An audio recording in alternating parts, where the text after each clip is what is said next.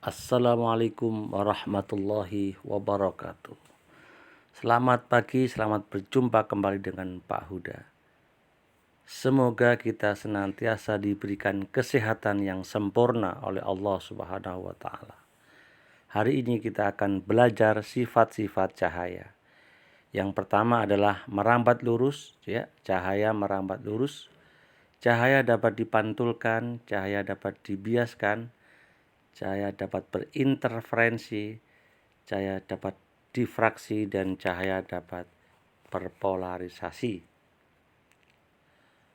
Seperti ini, kalau kita letakkan pensil ke dalam gelas yang berisi air, maka terjadi pembiasan.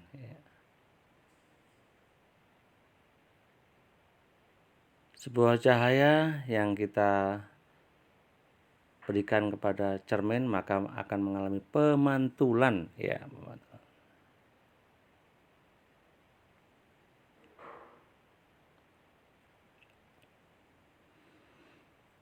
Cermin datar setiap hari kita gunakan, dan hari ini kita akan menghafal sinar istimewa cermin cekung, ya. Dihafalkan dan nanti disetorkan kepada Pak Guru, ya. Sinar datang sejajar dengan sumbu utama akan dipantulkan melalui titik fokus. Sinar datang melalui titik fokus. Sinar datang melalui titik fokus akan dipantulkan sejajar dengan sumbu utama. Dan yang ketiga, sinar datang melalui pusat kelengkungan cermin akan dipantulkan kembali melalui pusat kelengkungan cermin tersebut, ya. Tiga sinar istimewa ini mutlak harus dihafalkan. Karena apa? Terkait dengan pembentukan bayangan. Jadi yang pertama, sinar datang sejajar dengan sumbu utama akan dipantulkan melalui titik fokus, ya. Ini namanya sejajar, ya. Ini namanya sumbu utama. Ini sumbu utamanya.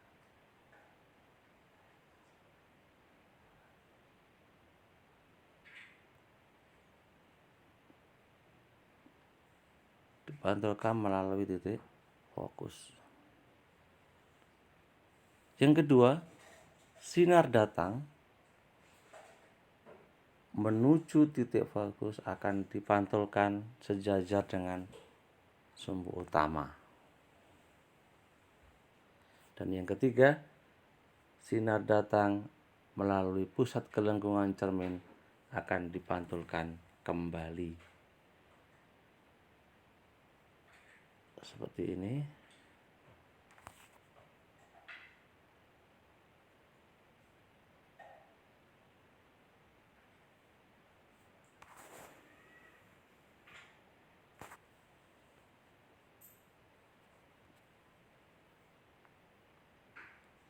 Ini pada cermin cekung, ya.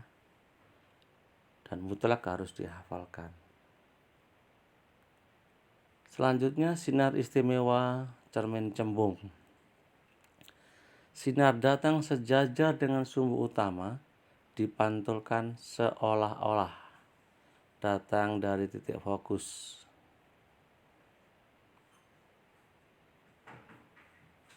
Ini, ya, yang pertama.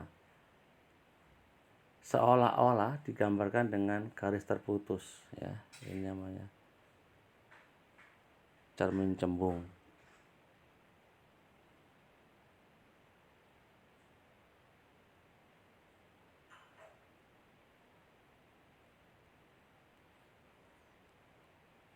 Dengan garis terputus.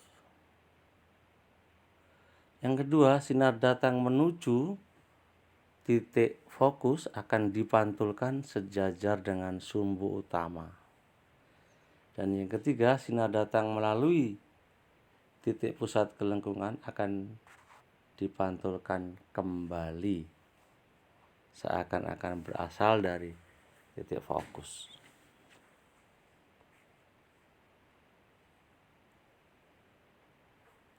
Jangan lupa ini nanti ditulis dan digambar serta dihafalkan, ya.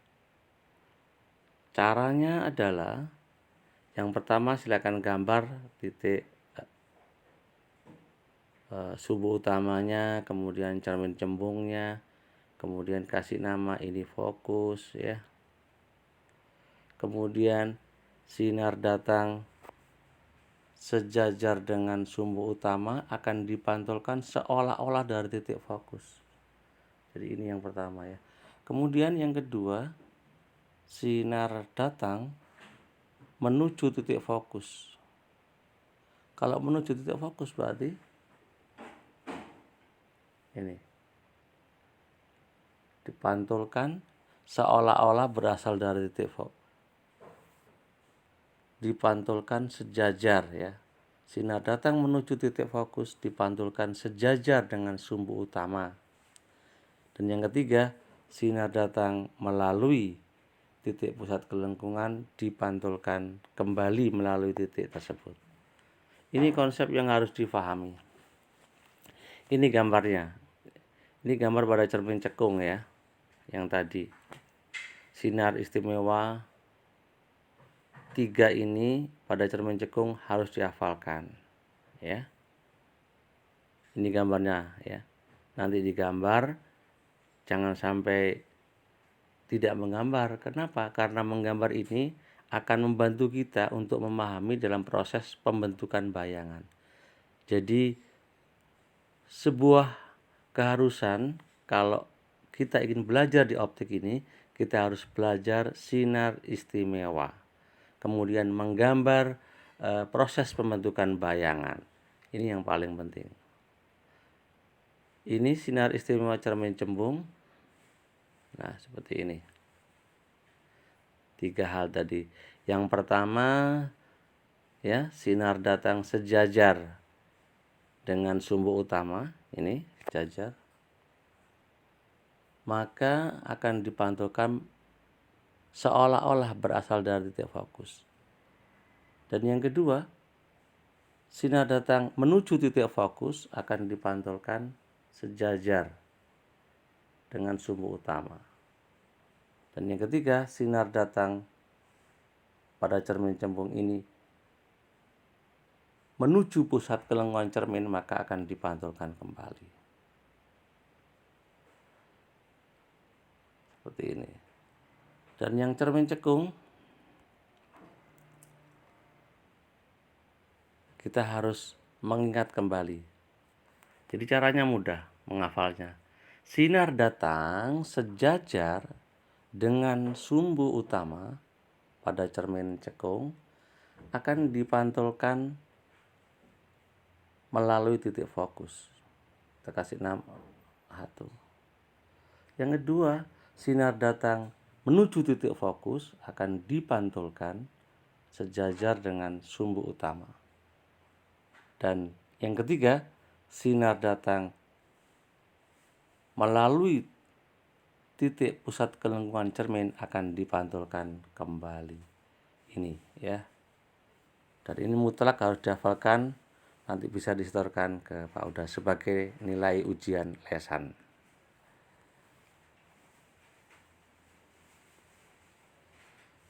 Nah, ini kalau cermin datar titik fokusnya tak terhingga.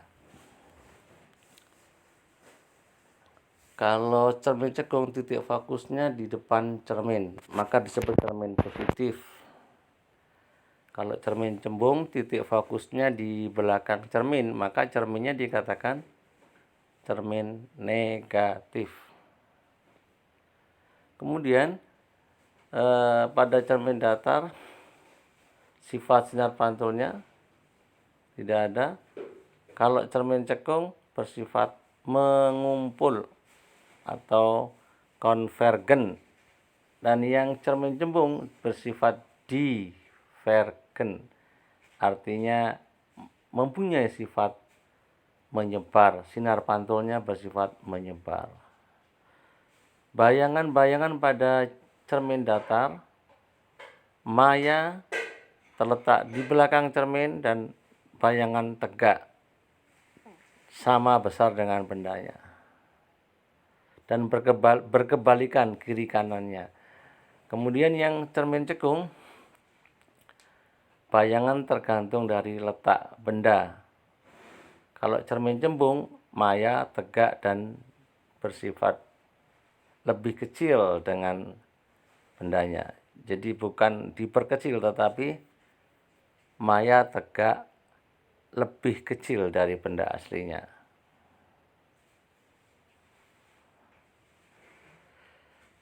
Cermin datar jarak bayangannya sama dengan jarak benda ya.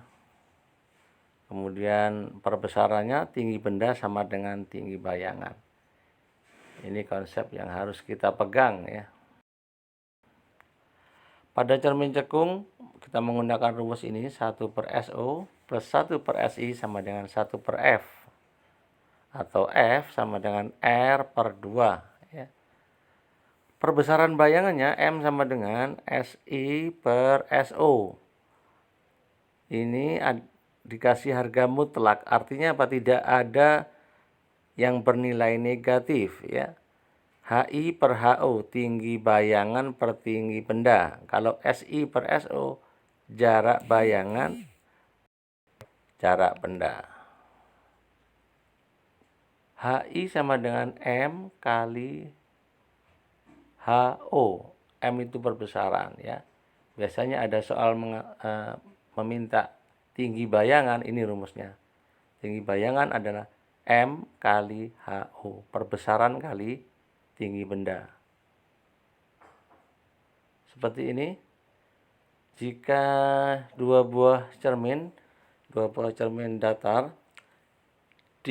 membentuk sudut alfa, maka mempunyai jumlah bayangan seperti ini ya.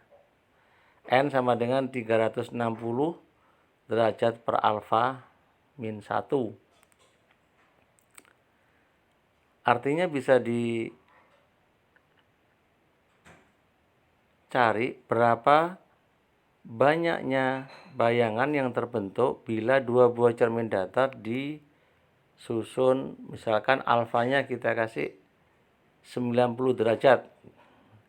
Jadi disusun secara tegak lurus, misalkan seperti ini.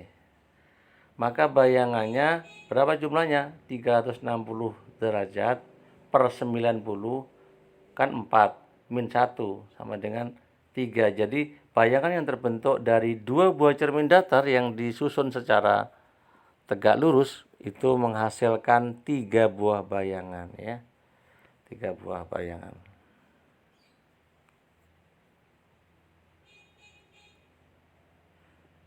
Baik, terima kasih. Selamat belajar dan harapan kami semoga kita senantiasa dalam lindungan Allah Subhanahu wa taala.